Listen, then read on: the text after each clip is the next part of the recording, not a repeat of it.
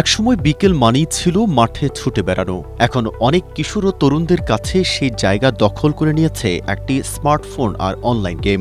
শুরুটা হয় খুব সাধারণভাবে, কিন্তু ধীরে ধীরে সেই খেলাই হয়ে উঠতে পারে দিনের সবচেয়ে গুরুত্বপূর্ণ কাজ। একসময় বন্ধু, পরিবার আর পড়াশোনার চেয়ে ভার্চুয়াল জগতই বেশি আকর্ষণীয় হয়ে ওঠে। এরপরই বদলাতে শুরু করে আচরণ। রাত জেগে গেম খেলা, সকালে ক্লান্ত থাকা, পড়াশোনায় অমনোযোগী, পরিবারের অন্যদের সঙ্গে কম কথা বলা, সামান্য বিষয়ে রেগে যাওয়ার মতো ঘটনা ঘটতে থাকে প্রায়ই।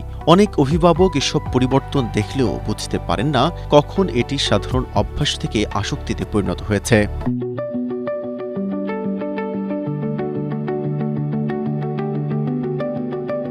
বিশ্বজুড়ে একসময় ব্লু হোয়েল ও মোমো চ্যালেঞ্জের মতো অনলাইন ট্রেন্ড শিশুদের নিরাপত্তা নিয়ে বড় উদ্বেগ তৈরি করেছিল, যদিও এসব ঘটনার অনেক তথ্য নিয়েই বিতর্ক রয়েছে।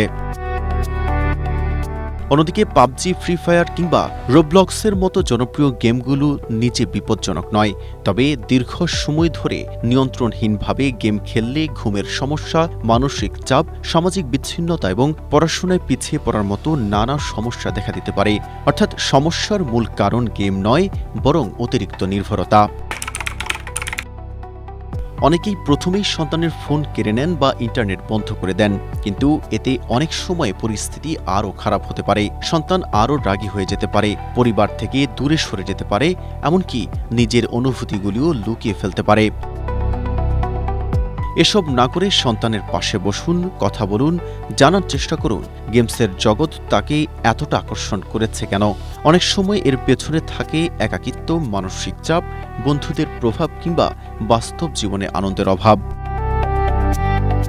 ধীরে ধীরে একটি ভারসাম্যপূর্ণ রুটিন তৈরি করুন, যেখানে গেম খেলার নির্দিষ্ট সময় থাকবে, পাশাপাশি খেলাধুলা, বই পড়া, ছবি আঁকা, সাইকেল চালানো কিংবা পরিবারের সঙ্গে সময় কাটানোর সুযোগও থাকবে। কারণ বাস্তব জীবনের আনন্দ যত বাড়বে, ভার্চুয়াল জগতের ওপর নির্ভরতাও ততই কমবে।